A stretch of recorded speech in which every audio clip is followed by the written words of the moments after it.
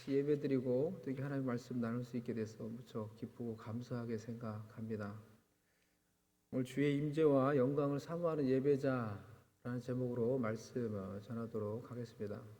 오늘이 이제 어버이 주일, 어머니 주일이죠. 사실 오늘은 그거에 관련된 말씀이 아니고요. 양해를 해주시면 좋겠습니다. 예배에 관한 그런 말씀을 여러분과 나누기를 원합니다.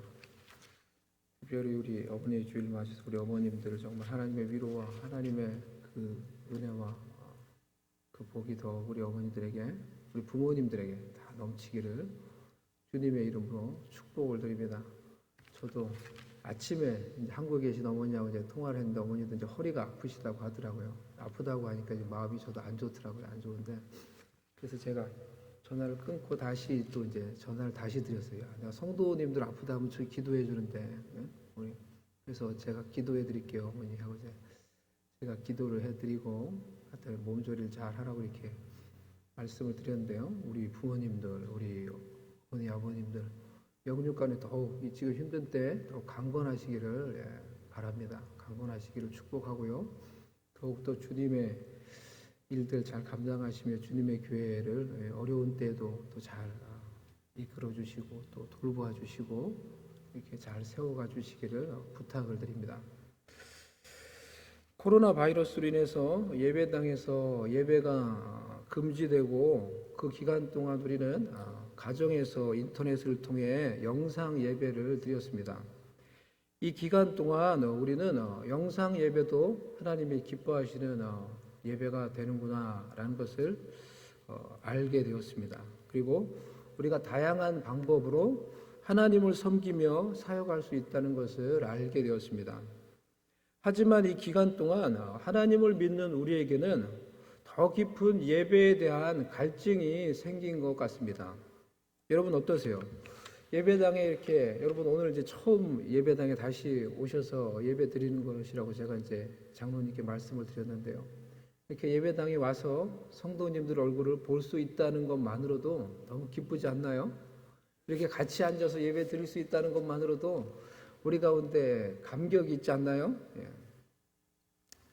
바벨론의 포로로 끌려간 이스라엘 백성들이 그곳에서 하나님께 마음껏 예배하고 마음껏 찬양할 수 없을 때 성전에서 하나님의 백성들과 함께 예배하며 또 그들을 인도했던, 예배를 위해서 그들을 인도했던 그것을 생각하며 그것을 그리워했던 것처럼 갑자기 예배당 문이 닫히고 교회에서 예배할 수 없게 되자 교회를 향한 또 예배를 향한 갈증과 갈망이 우리 속에 더욱 깊어지지 않았나요?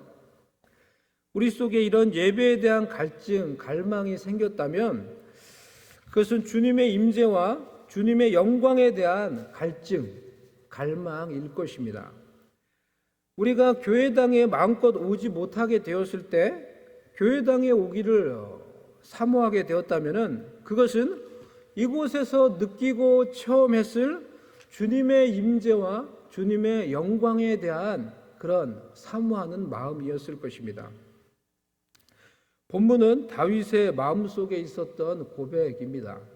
여호와여, 내가 주께서 계신 집과 주의 영광이 머무는 곳을 사랑하오니. 여호와여, 내가 주께서 계신 곳과 주의 영광이 머무는 곳을 사랑합니다. 다윗도 늘 성전에 갈 수 있었던 것은 아닙니다. 사실 다윗이 살아있을 때는 눈에 보기에 화려한 성전이 있지 않았습니다. 그는 하나님을 위해 하나님이 임재하시고 하나님의 영광이 머무는 성전을 짓기를 원했지만 하나님이 허락하지 않으셨습니다. 그래서 그는 오베데돔의 집에 있었던 이 법궤를 예루살렘으로 모시고 오며 그곳에 법궤를 둘 장막을 짓고 우리는 그곳을 소위 다윗의 장막이라고 이렇게 부르죠. 그곳에서 다윗은 레위 지파들을 세워서 그 사람들로 돌아가면서 하루 온종일 그 법궤를 모신, 하나님의 임재가 있고 하나님이 거하시는 그 법궤를 모신 그 장막에서 하루 온종일 하나님을 찬양하며 하나님을 예배하게 그렇게 만들었습니다. 하나님은 그 다윗의 장막을 사랑하시고, 그리고 해서 말씀 중에 그런 말씀이 있죠. 내가 마지막 때 이 다윗의 허물어진 장막을 내가 다시 짓게 할 것이다. 그런 말씀이 있죠. 그 다윗의 장막을 사랑하시고 그 장막에 임재해 주시고 영광으로 함께해 주셨습니다. 그러니 우리가 참된 예배를 논할 때 장소가 아니라 교회당에서 예배를 드리는 것이 맞냐, 온라인으로 예배 드리는 것이 맞냐, 그런 것이 아니라 우리가 예배하는 그곳이 주님의 임재와 주님의 영광이 머무는 장소가 되어야 하는 것입니다. 그곳이 우리가 사모하는 곳, 우리가 예배하길 원하는 장소입니다. 그러니 참된 예배에 대한 본질적인 요구는 어느 장소에서 예배해야 된다라는 것이 아니라 예배하는 우리가 주님의 임재와 주님의 영광을 사모하는 예배자가 되어야 하는 것입니다. 하나님은 우리에게 다시 예배당에서 하나님을 예배할 수 있는 은혜를 허락해 주셨으니 이곳에서 예배할 때 우리는 앞으로 여러분 결심하시면 좋겠어요. 제가 오늘 이렇게 일부러 이 설교를 하는 것입니다. 앞으로 이 예배당에서 예배할 때 우리는 항상 이곳에서 첫째로 주님의 임재를 사모하며 예배하는 예배자가 되십시다. 여러분 그렇게 마음으로 결심하시기를 바랍니다. 하나님이 우리에게 다시 이 예배당에 와서 주의 성전에서 예배할 수 있는 은혜와 기회를 허락해 주셨어요. 그것이 얼마나 귀하고 소중한 것인지 이곳에서 예배를 못 드릴 때 여러분 어느 정도 느끼셨을 것이라고 생각을 합니다. 제가 이제 앞으로 하나님 주의 전에 와서 예배 드릴 때 주님의 임재를 늘 사모하며 하나님 제가 찬양하며 예배 드리겠습니다. 이렇게 여러분 결심하시기를 바랍니다. 예수님을 믿어 그 영이 살아난 하나님의 자녀들에게는 하나님의 임재는 본질적이고 필수적인 것입니다. 마치 어린아이가 늘 곁에 있던 엄마가 갑자기 사라지면은 어린아이가 견디지 못하고 불안하며 두려워 떨며 견딜 수 없는 것처럼 살아있는 영혼을 가진 자들에게 주님의 임재는 그들의 영적인 삶을 위해서 본질적이고 없어서는 안 되는 필수적인 것입니다. 저와 여러분에게 주님의 임재는 없어서는 안 되는 필수적인 것이에요. 주님의 임재 속에서 우리의 영혼은 안정을 찾습니다. 질서를 찾습니다. 성령께서 우리의 마음에 임재하시며 우리를 다스리실 때 우리는 우리의 삶의 질서를 찾습니다. 시편 29편 10절에 여호와께서 홍수 때에 좌정하셨으며 여호와께서 영원하도록 왕으로 좌정하시도다. 여호와께서 자기 백성에게 힘을 주시며 여호와께서 자기 백성에게 평강의 복을 주시리로다. 이 말씀처럼 환난과 풍파가 일어나는 상황 속에서도 하나님께서 우리의 마음과 우리의 삶 속에 임재해 주시고 좌정해 주시면 조급해하지 않고 불안해하지 않고 두려워하지 않고 그 두려움을 이기고 하나님의 평강 속에서 우리가 해야 할 일들을 행할 수 있게 되는 것입니다. 우리의 홍수 가운데서도 주님이 좌정하셔서 우리를 다스리는 가운데 우리는 그 임재 가운데 바른 길을 걸어갈 수 있게 되는 것입니다. 주님의 임재 속에서 비로소 우리는 하나님의 뜻을 깨닫고 하나님의 뜻을 행할 수 있는 능력을 얻게 됩니다. 수많은 율법의 요구, 지침들이 우리를 하나님의 뜻을 행할 수 있도록 인도하지 못합니다. 우리가 머리로만 아는 하나님의 말씀, 율법들이 우리의 육신을 이길 수 없습니다. 우리가 무엇을 행해야 하는지 아는 것, 이것을 율법이라고 합시다. 이 율법, 우리가 아는 도덕보다 더 강한 것이 우리의 육신입니다. 이 율법의 요구를 안다고 이 육신, 우리 속에 있는 육신을 따라 살려고 하는 갈망을 우리가 이길 수 있는 것이 아닙니다. 그것을 이기지 못합니다. 그래서 바울이 말했습니다. 로마서 8장 3절에서 율법이 육신으로 말미암아 연약하여 하나님의 뜻을 행할 수 없다고 그랬어요. 율법이 우리의 육신으로 말미암아 무능력해지는 거예요. 그래서 하나님의 뜻을 못 행해요. 율법은 능력이 없습니다. 아무리 말씀을 머리로 배우고 그것을 알고 한다고 하더라도 그것만으로 우리 속에 있는 죄성, 우리 속에 있는 육신을 따라 살려고 하는 갈망을 이기지 못해요. 여러분 그것을 경험해 보지 않으셨어요?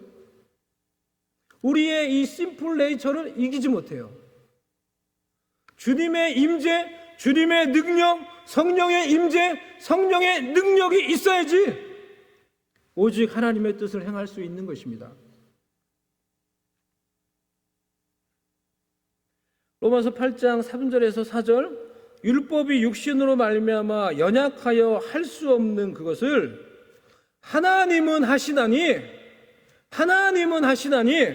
곧 죄로 말미암아 자기 아들을 죄 있는 육신의 모양으로 보내어 육신의 죄를 정하사 율법의 요구를 따르지 않고 그 영을 따라 성령을 따라 행하는 우리에게 율법의 요구가 이루어지게 하려 하심이니라 고 말씀하셨어요. 이 말씀을 여러분 잘 생각을 해보세요. 많은 사람들이 율법의 요구만 알고 육신을 이길 수 있는 주님의 임재와 성령의 능력이 없으니 자기도 하지 못하는 이 율법의 요구를 가지고 다른 사람을 판단하며 정죄하는 실수를 합니다. 저 같은 사람이 제일 많이 하는 거죠. 사역자들이. 성령의 임재와 성령의 능력이 없으면 아무리 말씀을 많이 알아도 결국에는 그거 가지고 판단을 하는 거예요. 자기도 못하면서. 오직 주님의 임재와 성령의 능력, 이것을 주시는 하나님만이 우리의 육신을 이길 수 있습니다. 그래서 우리가 하나님의 뜻을 행할 수 있도록 우리 가운데 하나님의 뜻이 이루어질 수 있도록 우리를 만들어 주시는 것입니다. 그러니 사랑하는 성도 여러분, 우리의 영적인 삶, 승리의 삶을 위해서 필수적인 이 주님의 임재를 늘 사모하며 예배를 드리시기를 바랍니다. 예배 가운데 주님의 임재를 사모하며 주의 존전에서 긴장하며 떨며 그러한 마음으로 예배를 드리시기를 바랍니다. 사람이라는 단어가 영어로 펄슨이잖아요. 이 펄슨이라는 단어는 헬라어 얼굴이라는 단어 프로소폰이라는 단어에서 이렇게 왔다고 합니다. 그런데 이 프로소폰이라는 이 단어를 이 얼굴이라는 뜻이거든요. 이렇게 번역할 수 있어요. face to face, 얼굴과 얼굴을 맞대고 라는 의미라는 거예요. 얼굴과 얼굴을 맞대고 face to face, 그리고 눈을 바라보고, 이 직역하면 그런 뜻이에요. 눈을 바라보고. 사람은 얼굴과 얼굴을 맞대고 대면하며 살아가는 존재라는 거예요. 이렇게 예배당에 와서 여러분 예배당에 오지 못했을 때, 사람들의 얼굴을 대면하며 보지 못했을 때 여러분 마음속에 어떤 공허감이 있었습니까? 교회당에 와서 이렇게 성도들 얼굴을 서로 볼 수 있다는 것만으로도 우리의 마음이 얼마나 기쁩니까? 얼마나 행복합니까? 또 개인이라고 하는 단어가 인디비주얼이잖아요. 이 단어는 라틴어 인디비두우스라는 이 단어에서 유래했다고 합니다. 인디비두스라는 단어가 나누어질 수 없는 이라는 그런 뜻이에요. Not divisible. 즉 사람은 나누어지고 단절되어서는 진정한 사람으로 사람답게 살 수가 없다는 것이에요. 서로 마주보며 얼굴과 얼굴을 마주보며 관계를 맺으며 공동체 안에서 살아갈 때 하나님이 원하시는 진정한 사람다움이, 하나님이 우리에게 이루시고자 하는 그런 하나님의 형상이 이루어지게 되는 것입니다. 예배도 마찬가지예요. 하나님과의 관계도 그와 비슷한 것입니다. 살아계신 하나님과 내가 예배를 통해서 얼굴과 얼굴을 맞대듯이 그러한 심정으로 하나님의 얼굴을 구하며 우리가 예배 드리는 것입니다. 예배자인 내가 예배의 자리에 나와 하나님의 얼굴을 구하고 하나님의 얼굴을 바라보며 그분의 존재에서 예배하며 교제하기를 사모하며 예배를 드리는 것입니다. 모세가 하나님과 얼굴을 맞대고 이 교제하며 하나님을 예배하였듯이 하나님과 나와의 깊은 만남과 하나님의 임재가 내가 드리는 개인의 예배, 우리가 드리는 공동체의 예배 가운데 있어야 하는 것입니다. 그것을 갈망하며 우리가 예배해야 하는 것입니다. 저희 교회도 보니까 오늘 목사님께서 말씀하셨나요? 7주 동안이라고 이제 말씀드렸는데 그 한 달 이상이네요. 저도 한 달 되었나 이렇게 생각을 했는데 저는 한 달 이상을 이렇게 영상으로 우리도 이렇게 예배를 드렸어요. 저희는 지지난주부터 이렇게 올 수 있는 분들은 오시라고 하고 못 오시는 분들은 이렇게 또 영상으로 볼 수 있도록 이렇게 같이 이렇게 지금 예배를 드리고 있습니다. 한 달 넘게 영상으로 이렇게 예배를 저희도 드렸어요. 토요일까지 저하고 이제 예배를 섬기는 사람들이 교회당에 가서 다 녹화를 하고 그것을 작업을 해서 유튜브에 올려서 주일날 그 영상을 같이 가정에서 이렇게 보면서 예배를 드렸습니다. 그런데 그렇게 예배를 드리는 동안 하나님께서 저에게 개인적으로 주시는 이 은혜가 되게 깊었어요. 제가 주일에 설교자가 아니라 이 사역자가 아니라 앞에서 설교하는 자가 아니라 예배를 인도하는 자가 아니라 그냥 주일에는 이제 저도 그러니까 같이 그냥 예배를 드리잖아요. 영상을 보면서 단순히 예배자로 참석해서 예배를 드리는데 하나님께서 주시는 은혜가 참 저에게 개인적으로 깊었어요. 가정에서 저희 가족과 함께 TV 앞에서 예배를 드렸는데요. 저는 이제 맨 앞에 앉아서 그렇게 늘 예배를 드렸어요. 그런데 하나님께서 매 예배 때마다 하나님의 은혜, 그 예배를 통해서 하나님이 감격하며 눈물 가운데 예배할 수 있는 그런 은혜를 주셨어요. 예배를 인도하고 이렇게 앞에 설 때는 저도 사람이니까 사람들이 눈에 들어오고 환경들이 눈에 들어오고 그래서 하나님만 바라보는데 예배하는데 어려움이 있었다고 하면은 맨 앞에서 예배자로 예배를 사모하며 예배를 드리니까 그런 개인적인 예배 가운데 하나님이 주시는 은혜와 눈물과 하나님의 임재하심이 더 개인적으로 이렇게 깊이 느껴지는 것을 제가 체험을 했어요. 그래서 이런 생각을 했습니다. 하나님, 제가 더 이상 하나님이 저를 설교자로 사역자로 사용하지 않는다고 하더라도 하나님께서 제가 그냥 한 사람의 예배자로 이렇게 하나님을 예배하며 살아도 괜찮겠구나, 행복하겠구나, 그런 생각을 개인적으로 이렇게 했었습니다. 저와 여러분이 하나님께 예배드리러 나올 때 다른 사람들, 설교자, 환경, 장소보다 더 중요한 것이 우리 각자가 개인적인 예배자가 되어서 깊은 하나님의 임재 가운데서 하나님을 예배하는 것입니다. 하나님의 임재를 사모하는 예배자가 되십시오. 예배 가운데 하나님의 임재를 사모하는 마음이 여러분이 예배 드릴 때 여러분의 찬양 속에, 기도 속에, 여러분이 말씀을 듣는 가운데 하나님의 임재의 은혜를 개인적으로 깊이 경험할 수 있도록 인도해 줄 것입니다. 하나님의 임재를 경험한 자가 영적으로 살아납니다. 사랑 가운데서 진리를 말하며 비로소 하나님의 뜻을 행할 수 있게 되는 것입니다. 하나님의 임재를 사모하는 예배자가 되십시다. 두 번째로 하나님의 영광을 사모하는 예배자가 되시기를 바랍니다.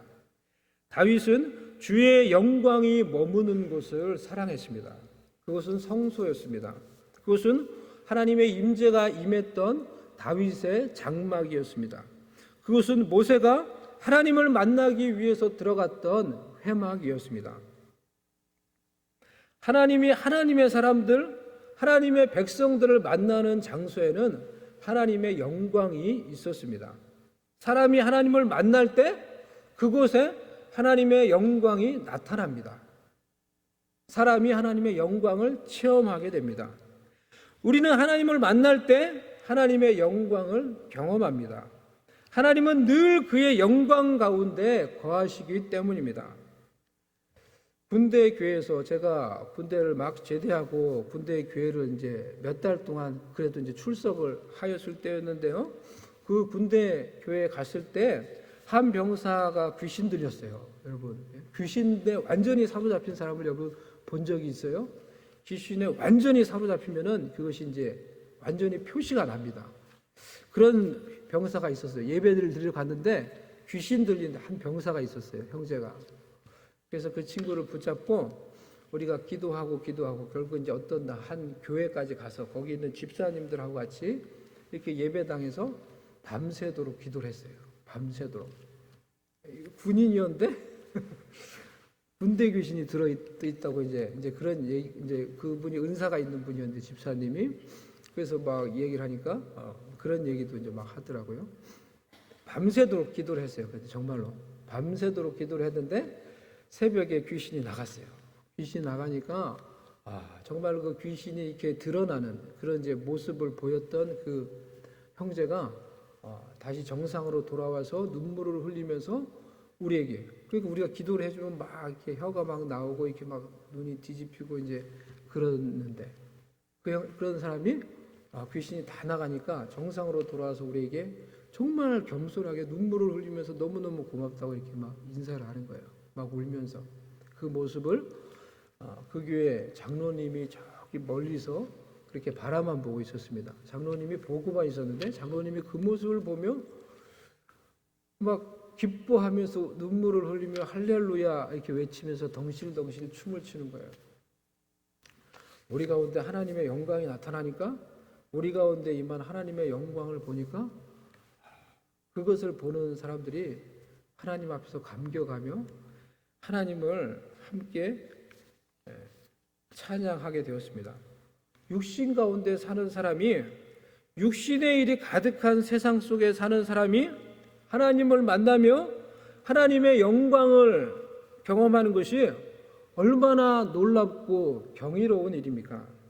육신의 일이 가득한 이 코로나로 인해서 세상에 나가기만 하면, 우리의 일상으로 돌아가기만 하면은 우리의 세상 가운데, 우리의 삶 가운데 이런 펼쳐지는 수많은 일들로 인해서 고민하며 염려하며 이 가운데 살아가고 있는 사람들이 하나님의 전에와 하나님을 예배하며 하나님을 만나며 하나님의 영광을 맛볼 수 있다면은 이 얼마나 놀라운 일입니까? 다윗은 평생 육신의 일이 가득한 전쟁과 원수들의 모함과 공격 속에 살았지만 그 가운데서 하나님을 예배하며 하나님의 영광을 경험한 자였습니다. 그래서 주의 영광이 머무는 곳을 사랑한다고 하였습니다. 시편 27편에서는 다윗이 고백하기를 평생을 전쟁을 치른 용사가 그의 소원이 내 평생 여호와의 집에 머물며 여호와의 아름다움을 앙망하는 것이다 라고 이렇게 고백을 했습니다. 모세 또한 하나님의 영광을 갈망하며 하나님의 영광을 체험한 자였습니다. 출애굽기 24장 우리 9절에서 18절 말씀을 우리 한번 같이 한번 보면 좋겠는데요. 출애굽기 24장 9절에서 18절 말씀 여러분 찾을 수 있는 분들은 한번 찾아서 같이 보시면 좋겠습니다. 출애굽기 24장 9절에서 18절입니다. 모세와 아론과 나답과 아비후와 이스라엘 장로 70인이 올라가서 이스라엘의 하나님을 보니 그의 발 아래에는 청옥을 편듯하고 하늘같이 청명하더라.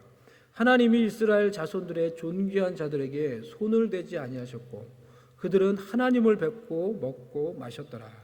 여호와께서 모세에게 이르시되 너는 산에 올라 내게로 와서 거기 있으라.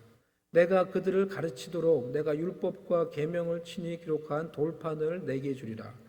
모세가 그의 부하 여호수아와 함께 일어나 모세가 하나님의 산으로 올라가며 장로들에게 이르되 너희는 여기서 우리가 너희에게로 돌아오기까지 기다리라. 아론과 우리 너희와 함께 하리니 무릇 일이 있는 자들은 그들에게 나아갈지니라 하고 모세가 산에 오르매 구름이 산을 가리며 여호와의 영광이 시내산 위에 머무르고 구름이 엿새 동안 산을 가리더니 일곱째 날에 여호와께서 구름 가운데서 모세를 부르시니라. 산 위에 여호와의 영광이 이스라엘 자손의 눈에 맹렬한 불같이 보였고 모세는 구름 속으로 들어가서 산 위에 올라왔으며 모세가 40일 40야를 산에 있으니라. 참으로 놀라운 장면이 소개되고 있습니다. 앞부분에서는 모세와 아론과 나답과 아비후와 70인의 장로가 여호와가 임하신 산에 이제 올랐습니다. 산에 올라서 어느 정도 올라서 조금 멀리서 하나님을 배웠고 하나님 앞에서 먹고 마셨다고 그랬습니다. 그 후에 하나님은 모세에게 하나님께서 계신 산으로 더 가까이 올라와라 라고 말씀을 하셨습니다. 여호와께서 모세에게 이르시되 너는 산에 올라 내게로 와서 거기 있으라. 모세는 하나님의 명을 따라 여호와께서 계신 산에 올랐습니다. 그리고 산 위에 올라가자 구름이 산을 덮고 여호와의 영광이 산 위에 머물렀습니다. 그는 그 구름 안으로 하나님의 영광 안으로 들어가서 40일 40야를 그곳에 하나님과 함께 있었습니다. 모세는 40일 40야를 그 산에 있었습니다. 쉽게 말하면 그 산 속에 40일 동안 격리된 것입니다. 40일 동안 그곳에 갇힌 것입니다. 그래서 쿼런틴이라고 영어를 격리라는 단어를 쿼런틴이라고 얘기하더라고요. 요즘에 이 단어를 이제 많이 쓰잖아요. 그래서 저도 이제 알게 됐는데요. 그곳에서 모세는 무엇을 했을까요?